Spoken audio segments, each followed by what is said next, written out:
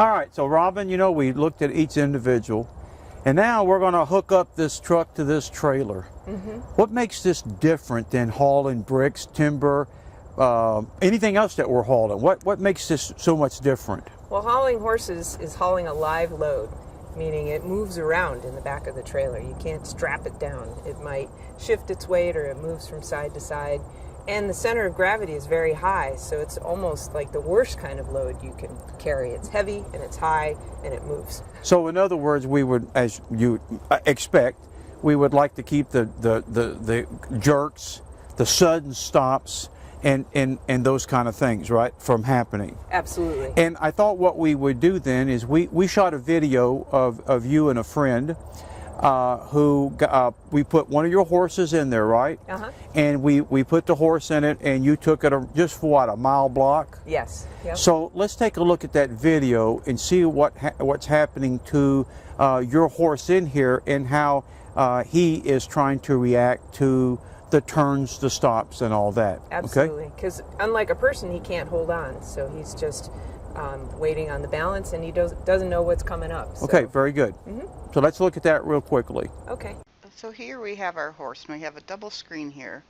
So we have you can see through the truck what the driver's seeing, and in the back you can see what the horse is doing. So you can see as soon as the truck took off, this horse adjusted and he reset himself to the left.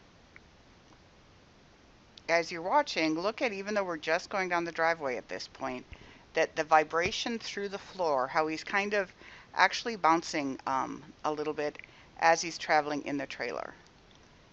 Now obviously this is a different trailer than the one we've looked at earlier. This is actually a stock trailer that we wanted to use to give you a better idea of how much they move around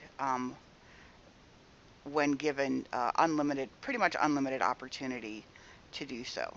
And there you saw he just had a bowel movement. This is very common, as any of us who have hauled very much know, is that the horse will have a bowel movement when he's in the trailer, and that's some sense of anxiety.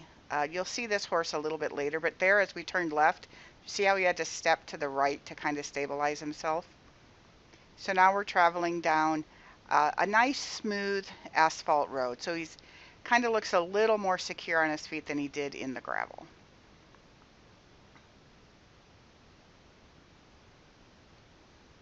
Now this horse is a good hauler. You'll see some horses that'll scramble, that'll panic, even if it's not just a matter of losing their balance, but maybe if they've lost their balance before or been driven by people who were not careful drivers, they anticipate that something bad is going to happen. But this horse is a pretty quiet hauler here.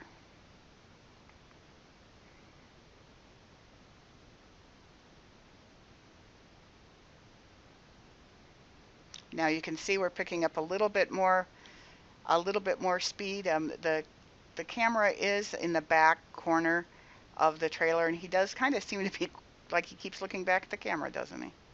But here we've had to slow down as we come up because there's a tractor, and he rocks a little bit forward and back as we come to a halt. And then as we start to accelerate and turn, again he shifts away from the direction that the truck is turning.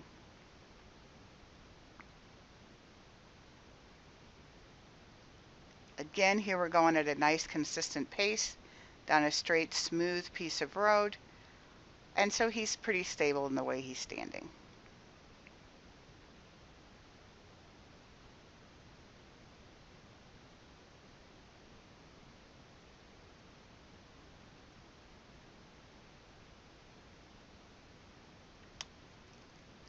But you can see, even though he's not really shifting his feet around, there's a fair amount of shifting and moving there. He just shifted his feet to catch his balance a little bit.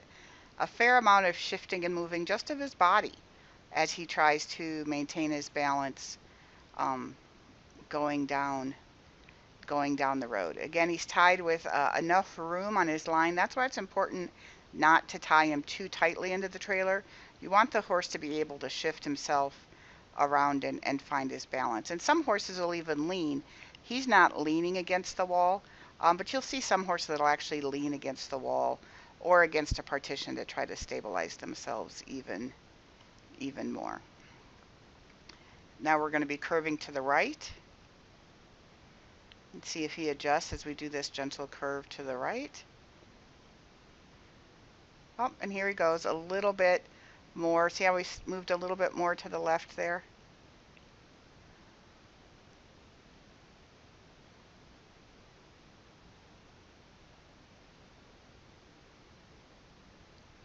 Now this drive is just around the block here in rural northwest Indiana in the Lafayette area.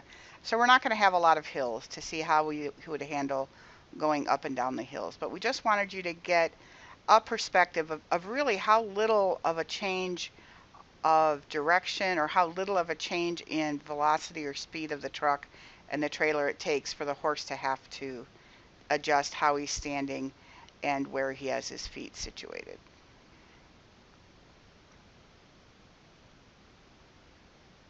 We hit a bump. And you can see he's pretty consistently kind of leaning a little bit to the right. So again, you can imagine how after a long ride, if they're standing a little bit more, feel a little bit more secure on one side or the other, just like a lot of times we'll stand a little more heavily in one leg than the other, or kind of sit into one hip or the other, that they can be a little stiff and sore when they get off the trailer. Here it looks like we're about ready to have another bowel movement, which again, as any of us who have hauled knows, right? If you can't get your horse to go to the bathroom, put it on the trailer, it'll probably have a bowel movement. Here we're going to take a little bit sharper of a turn to the right. Now this one he's choosing to actually lean into that right-hand turn.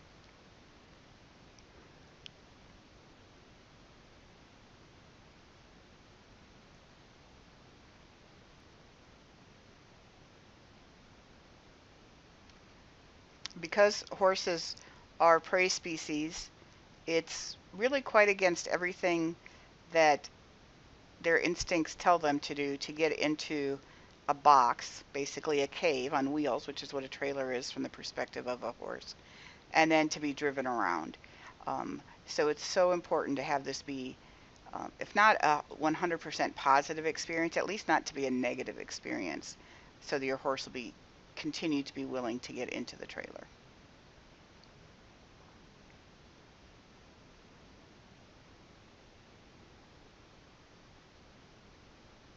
Now we're shifting a little bit to the left.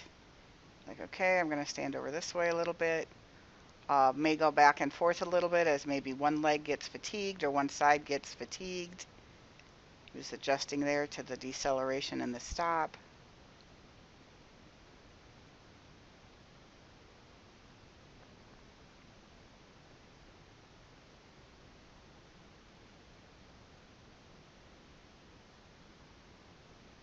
You can see him shifting a lot around there a little more bouncing in his body.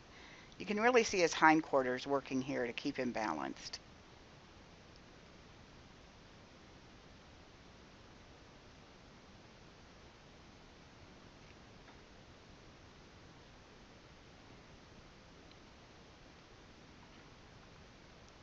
And then he's adjusting himself and preparing for this final turn. Turning left, he moves to the right.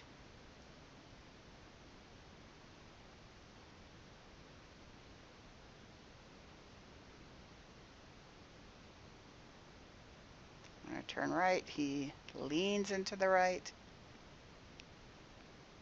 And different horses will adjust in different ways, but what we want you to see in this video, and especially with this split view where you can see both what the driver's seeing and what the horse is doing, is actually the amount that they really do move around. Some horses may lean more, some horses may shift more, but the movement of the trailer and the movement of the truck, even with a very quiet ride like we just saw, does require quite a bit of work on the part of the horse.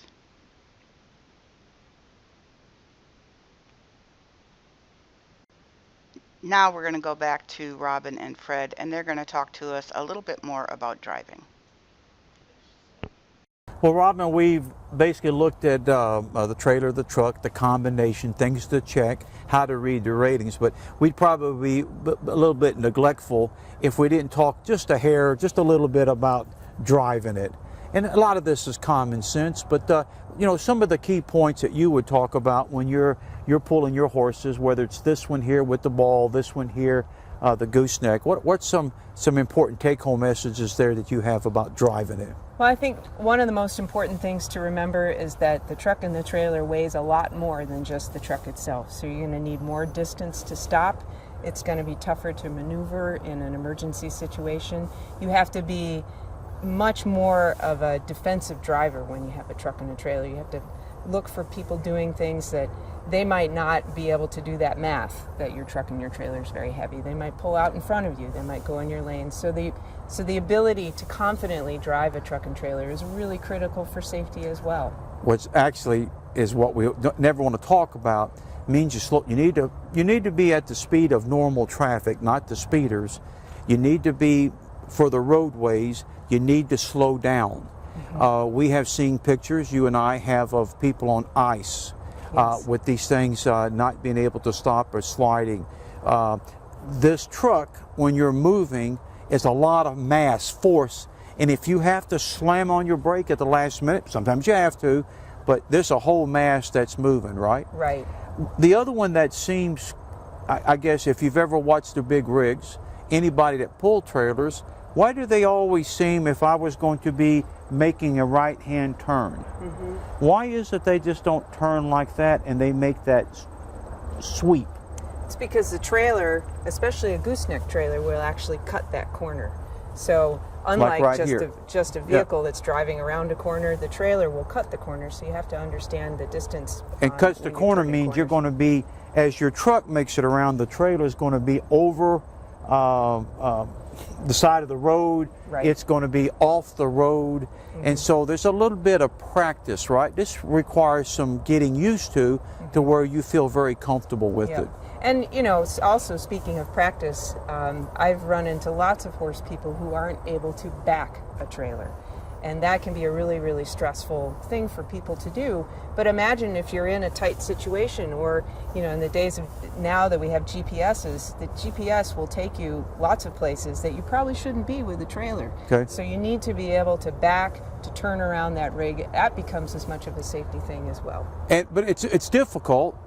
And you have to learn it like you learned how to drive. It's Absolutely. nothing. It's just, you just have to practice and learn, and or plan ahead. So again, if I was coming here, I would be planning. I'm not very good at backing, so maybe I pull around and point that away if that's possible. Right. You can kind of plan ahead as you're learning. Yep. So it's not much. I mean, just I guess some common sense. Slow down, pay attention, and realize that you have a different rig now when it's combined. Absolutely. Yep. Very good.